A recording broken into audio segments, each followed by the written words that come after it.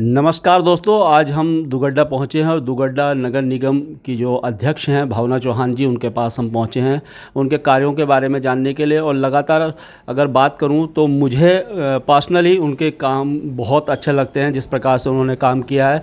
अगर दुगड्डा की बात की जाए तो दुगड्डा में आपने चूनाधारा देखा होगा, वहाँ का सौंदर्यीकरण आपने किया था। उसके बाद एक शहीद द्वार का निर्माण आपके कार्यकाल में किया गया।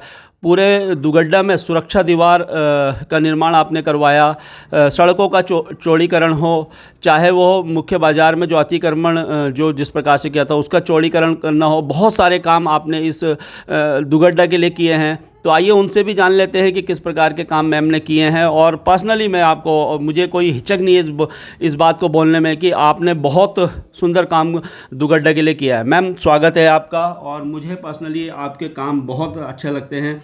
और जहाँ मैं कोटद्वार की, अपने गढ़वाल की समस्या दिखाता हूँ, तो ऐसे जैसे आप जैसे लोग जब काम करते हैं तो उनको भी दिखाने का मेरा प्रयास रहता है। तो क्या कहेंगी मैम? धन्यवाद प्रवीण भाई, आपका न्यूज़ चैनल में हमेशा देखती रहती हूँ। और आप जो है बिल्कुल निस्वार्थ काम करते हैं और जो सच्चाई होती है उसी को बयां करते हैं, चाहे इसमें कोई बुरा माने या भला माने। जिस प्रकार से मेरे कार्यकाल का जो टाइम है वो 2 दिसंबर को समाप्त होने वाला है। अपने इन 5 सालों में मैंने दुगड्डा नगर को एक नई जो है पहचान दी है, जो कि एक ऐतिहासिक नगरी दुगड्डा जानी जाती थी। चाहे सफाई के बारे में हो, स्वच्छता के बारे में भी हमारा नगर जो है मैं समझती हूँ कि काफ़ी हद तक पहले से सफाई के बारे में भी बिल्कुल स्वच्छ है। और कहीं पे भी गंदगी आपने देखी होगी, पूरे नगर में कहीं पे भी गंदगी नहीं है।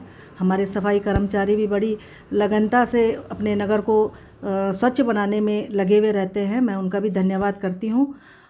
यहाँ पे जैसे मेरे कार्यकाल में एक यहाँ पे शहीद द्वार जो बना है, जो भवानी सिंह रावत जी की स्मृति में जो यहाँ पे चंद्रशेखर आज़ाद जी आए थे, उनकी स्मृति में यहाँ पे जो शहीद मेला होता है, तो मेरे मन में एक विचार आया कि क्यों ना इनके नाम से एक द्वार यहाँ पे बनाया जाए, उनके गांव से सिंधी खाल जाने वाली रोड पर।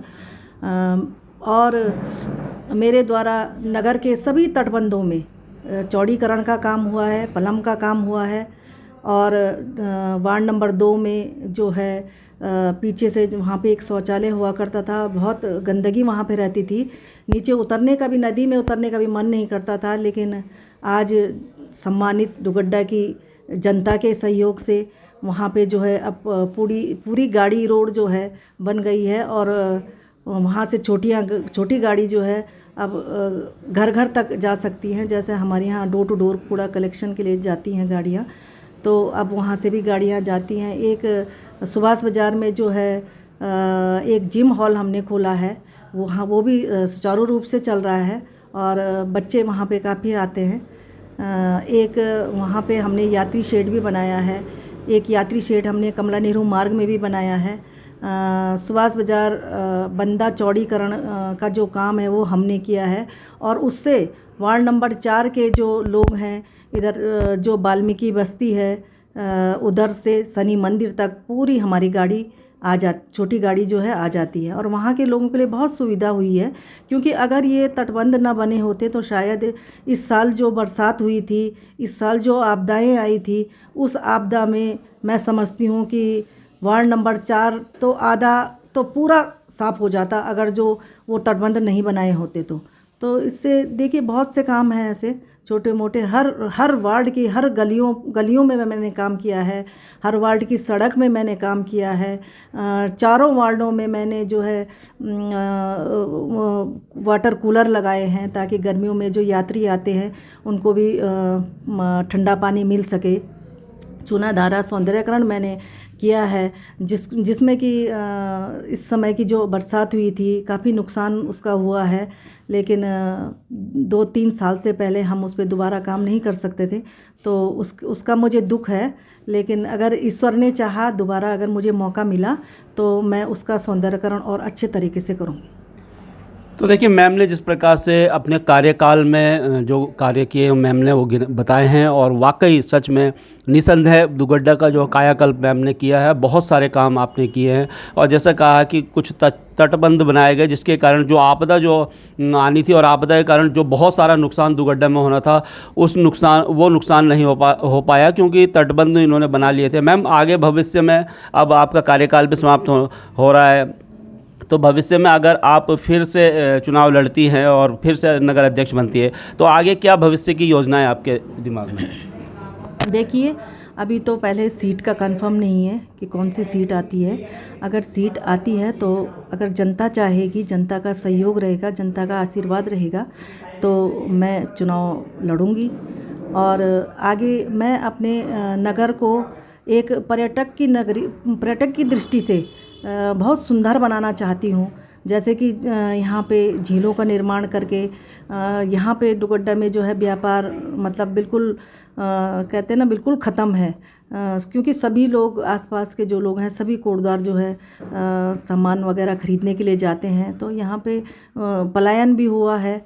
तो इस वजह से यहाँ पे सबसे बड़ी समस्या जो है स्कूल की भी है। यहाँ पे कोई अच्छी स्कूल नहीं है, लेकिन मैं प्रयास करूँगी कि यहाँ पे एक अच्छी स्कूल भी हो, और पर्यटक की दृष्टि से जो भी संभव हो पाएगा मैं अपने नगर के लिए प्रयास करूँगी। मैम, बहुत बहुत शुभकामनाएं हैं आपको भविष्य के लिए भी। जी, धन्यवाद। तो ये थी मैम भावना चौहान जी। और दोस्तों, लगातार समस्याओं पे तो बात करता हूँ, ऐसे व्यक्तियों को भी आगे लाने का प्रयास मेरा रहता है। और निसंदेह मैम बहुत सुंदर काम कर रही है। और जब हम अच्छे काम करते हैं तो ऐसा है कि जिनके लिए जो गलत होते हैं, जब गलत उनके लिए काम होते हैं तो वो लोग कहीं ना कहीं आपकी आलोचना भी करते हैं। और लेकिन मैक्सिमम लोग, अगर दुगड्डा की बात की जाए, क्योंकि मैंने कई वीडियोज़ मैम के डाले हैं जो उन्होंने जिन चीज़ों पर काम किया है, तो लोगों ने अप्रिशिएट किया है, बहुत अच्छे कमेंट्स लगातार आते हैं। तो कुछ लोग जिनके नकारात्मक बातें करते हैं, आलोचनाएं करते हैं, लेकिन मैक्सिमम लोग, सबसे बड़ी मैम की खासियत है कि मैक्सिमम लोग जो है पॉजिटिव कमेंट्स करते हैं और भविष्य के लिए इनको शुभकामनाएं भी देते हैं। हमारी भी शुभकामनाएं हैं मैम के साथ। तो दोस्तों, वीडियो पर कमेंट करके राय जरूर दीजिएगा कि मैम के कामों से आप कितने प्रभावित हो और आगे भविष्य में किस प्रकार के काम मैम को करने चाहिए।